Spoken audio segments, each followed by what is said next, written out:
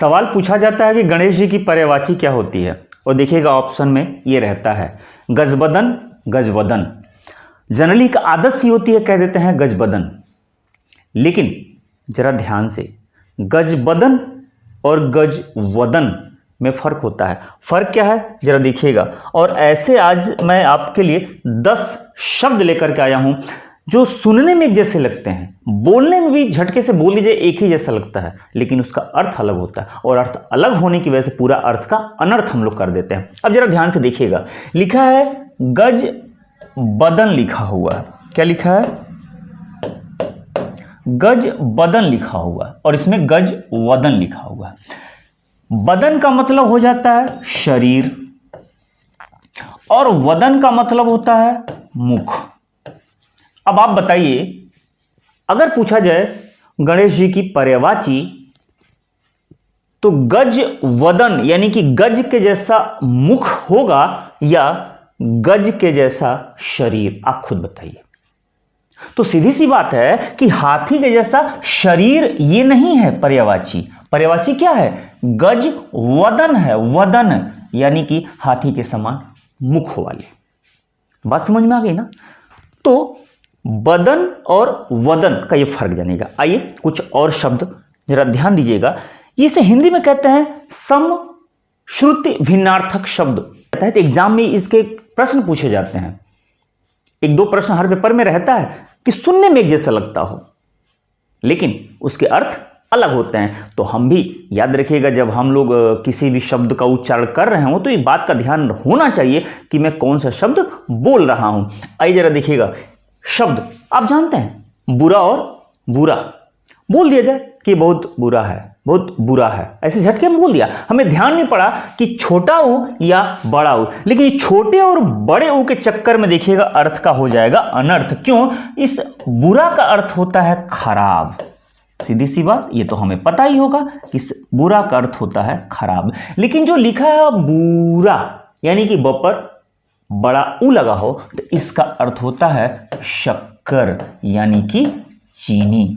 इसका अर्थ होता है शक्कर या चीनी। अब बताइए, सिर्फ एक ऊ की मात्रा छोटा ऊ से बड़ा हो गया, अर्थ बदल गया। इसे ही कहते हैं सम श्रुति भिन्नार्थक शब्द, यानी कि सुनने में एक जैसा लगे लेकिन अर्थ अलग होते हैं। ये जरा देखिएगा, शराब और शराब, इस पे तो पूरा का पूरा एक वीडियो में बना के डाला हुआ हूं, चैनल पे जाइएगा, देख प्लेलिस्ट में देखिएगा, शराब और शराब। अब शराब का अर्थ तो आप जानते होंगे, इसे मुझे बताने की जरूरत नहीं है, शराब मदिरा, ठीक है। लेकिन आइए देखिए, लिखा है शराब। शराब का अर्थ होता है नजर का धोखा, मृग तृष्णा। जून के महीने में एकदम चिलचिलाती जब धूप होती है, तो जो हम एकदम पीच सड़क पे जा रहे होते हैं तो आगे थोड़ा सा हल्का हल्का पानी टाइप का दिखता है, या रेगिस्तान में जाइए तो वो हमें लगता है कि ये पानी है, लेकिन वो पानी नहीं होता है, उसे कहते हैं नजर का धोखा, मृग तृष्णा कहते हैं, ठीक है। तो शराब हुई, और शराब का मतलब तो आप जानते ही हैं, ठीक। आइए जरा देखिएगा, शंकर और शंकर। मुझे लग रहा है कि ये ऐसे शब्द हैं जो हर कोई जानता होगा, लेकिन बोलने के चक्कर में गलतियां होती हैं। हमें कौन सा बोलना है और कौन सा नहीं बोलना है, इस थोड़ा सा ध्यान दे करके। शंकर जो कि महादेव की पर्यायवाची है, ये तो आपको पता ही होगा, लेकिन शंकर जब कहते हैं तो शंकर का अर्थ होता है मिलावट यानी कि मिला हुआ, ठीक है। कहते हैं ना संकर प्रजाति के, संकर नस्ल की, जो कुछ मिला हुआ है, 2 चीज आपस में मिला, जिसे हम लोग संकर प्रजाति का कहते हैं, तो मिलावट।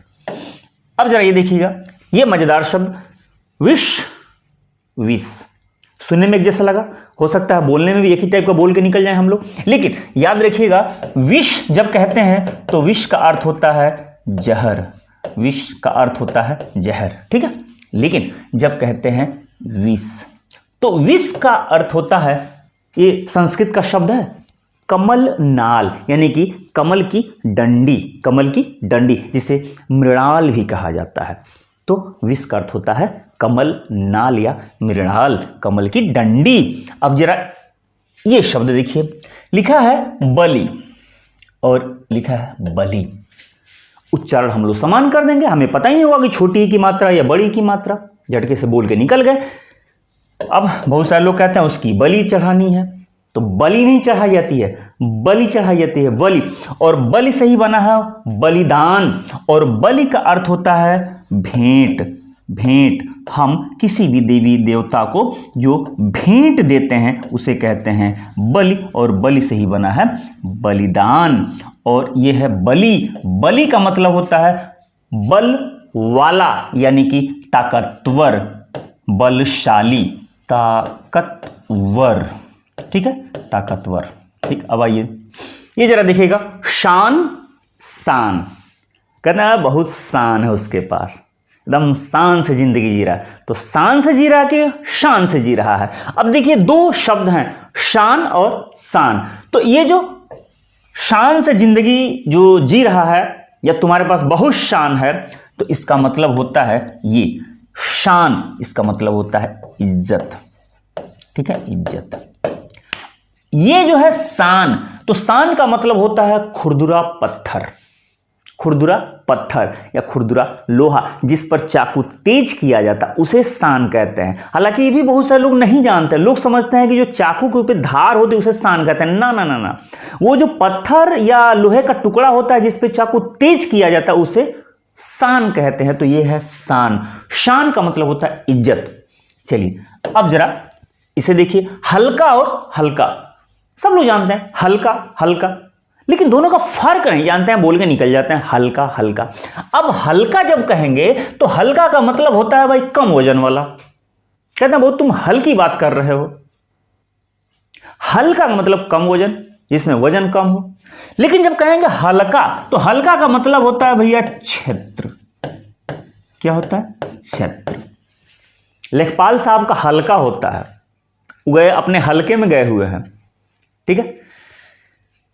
थानेदार का भी एक हल्का होता है, क्षेत्र होता है। अब देखिए बल, वल, सुनने में एक जैसा लगा, बोल देंगे एक जैसे में, लेकिन बल जानते हैं, बल का मतलब ताकत या शक्ति, ये तो पता होगा।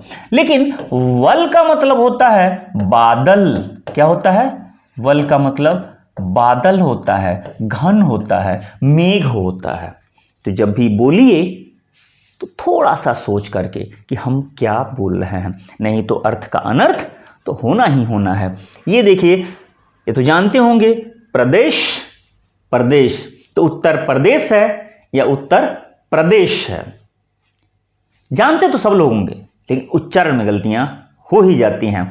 तो जब कहते हैं प्रदेश, तो प्रदेश का मतलब होता है क्षेत्र, ठीक है। तो उत्तर प्रदेश, मध्य प्रदेश, हिमाचल प्रदेश जब कहते हैं तो इसका मतलब होता है क्षेत्र। लेकिन यह है परदेश, यानी कि दूसरा देश, यानी कि विदेश, ठीक है। तो उम्मीद करता हूं कि मेरी बात आपको समझ में आई गई होगी।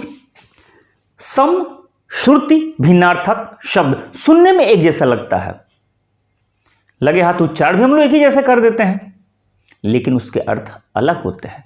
तो हमें क्या बोलना है, कैसे बोलना है, कहीं अर्थ का अनर्थ ना हो जाए, इस बात को थोड़ा सा ध्यान देके, ठीक है। कैसा लगा वीडियो कमेंट करके जरूर बताइएगा। मिलते हैं किसी ऐसे ही मजेदार टॉपिक के साथ, वीडियो के साथ, तब तक आप अपना ख्याल रखिए। Bye bye.